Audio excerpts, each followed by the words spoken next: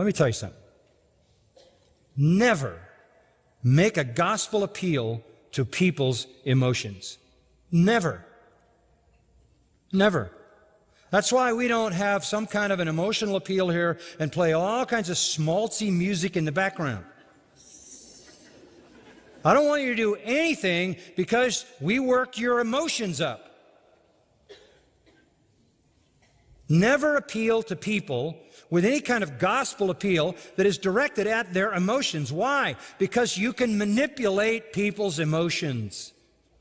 And frankly, most people have issues in their lives that make them sad. And if you work well enough on their emotions and you're clever enough at it, you can promise them happiness. And when they make some kind of superficial step, they'll have a momentary kind of relief. There'll be a kind of newly stirred up feeling that they have. Oh, now God's on my side. Now I'm going to heaven. This is wonderful. And you've accepted me and you've embraced me. And may not signify anything at all. The world is full of people who would like to be happy. Agreed? The world is full of people who would love to be accepted and loved and go to heaven.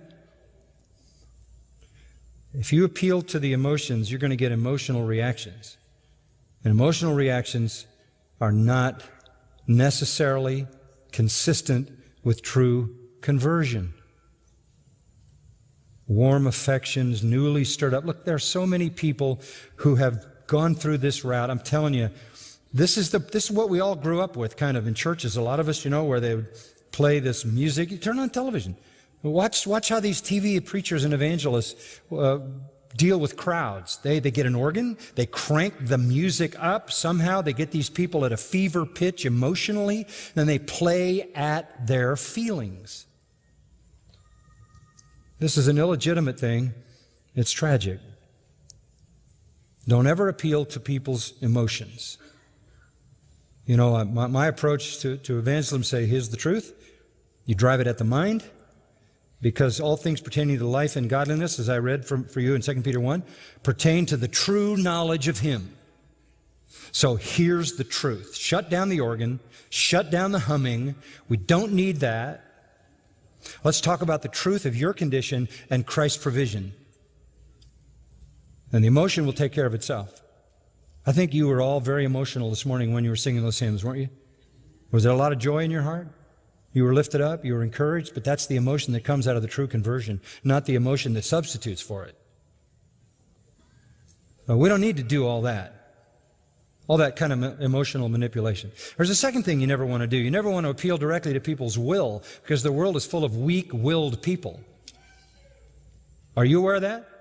If you're not, then you tell me how those phony evangelists get people to send them enough millions of dollars they can buy 3 jets. You can manipulate people's will to do anything. Anything. If you're clever enough, and if you create enough self-interest, right? Oh, I know what's going to happen when I send in my money. I'm going to get rich. I'm going to get healthy. I'm going to be successful. God's going to pour out all kinds of goodies on me. All that driving self-interest is behind all of that. And if you want to go after people's emotions, you can get them.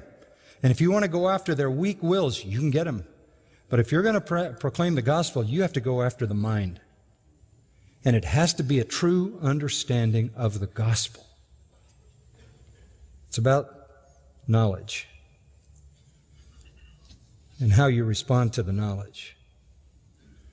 The Church of Jesus Christ is flooded with, I have to say, tares who came in emotionally and from a weak-willed response. But they're not the real thing. And it shows up. Verse 17, they have no firm root. So, they're just temporary. Temporary converts. Man, oh man. Wow. So many that have gone through my life. So many. And even when you preach the gospel to the mind, you still get superficial converts. What finally does it for them? What chases them away? First, affliction. Oh, guess what? You told me I'd get rich. You told me I'd get healed. You told me that Jesus would make me successful. Guess what? I have cancer and my husband left me. I'm out. Any kind of pressure. Thalipsis is the Greek word. If it's not real, the pressure will prove it. That's why Peter says, and it's so important, that trials prove your faith. That's why you long for trials, because when you come out of a trial and you have experienced an enduring faith, that's giving you assurance.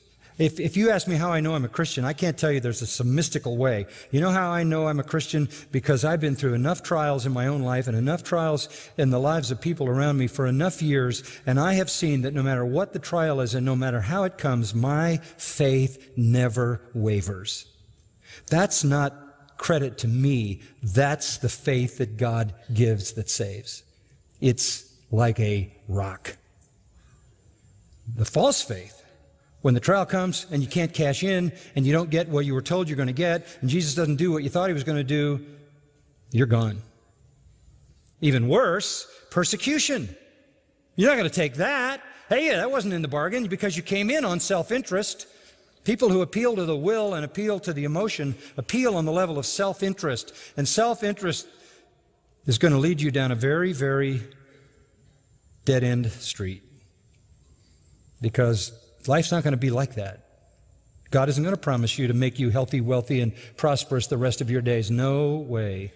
So, when the trouble comes, you're going to bail, or when the persecution comes, you're going to say, well, I didn't bargain for this. And Jesus was talking to the people right there, sitting there with him, named disciples. How do I know that? Because in John 6, it says, many of his disciples walked no more with him.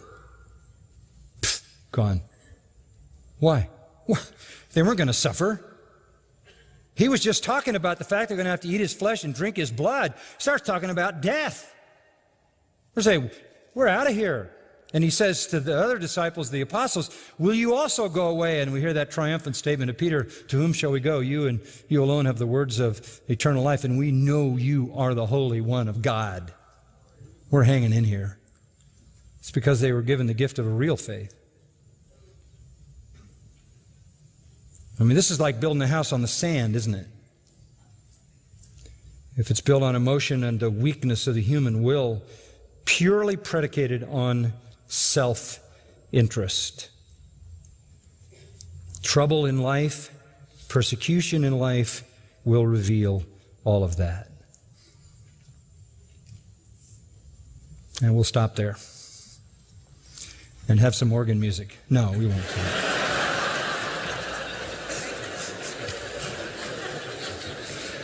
So we will, Steve, if we will.